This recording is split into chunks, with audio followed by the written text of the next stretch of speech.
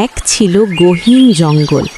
জঙ্গলের সব প্রাণী শান্তিতে বাস করত, কিন্তু তাদের মাঝে সবার চেয়ে বড় ও শক্তিশালী ছিল এক সিংহ। সে ছিল বনের রাজা।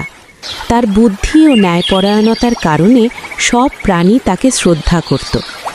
জঙ্গলের মধ্যে শুধু সিংহ নয়, ছিল মহা শক্তিশালী হাতি, চঞ্চল বানর, নীরব হরিণ এবং রঙিন পাখি। একসময় সিংহ সিদ্ধান্ত নিল, সব প্রাণী যদি একসাথে শান্তিতে ও সহযোগিতায় বসবাস করে, জঙ্গল হবে আরও সুন্দর ও সুখী। সিংহ সব প্রাণীদের ডেকে বলল, আমরা ভিন্ন হতে পারি, কিন্তু সম্মান ও সাহায্যের মাধ্যমে আমরা সবাই সুখে থাকতে পারি। এরপর থেকে সিংহ, হাতি, বানর, হরিণ, পাখি সকলেই একসাথে বসবাস করতে লাগলো। তারা একে অপরকে সাহায্য করত, খাদ্য ভাগাভাগি করত এবং সমস্যা শান্তিপূর্ণভাবে সমাধান করত।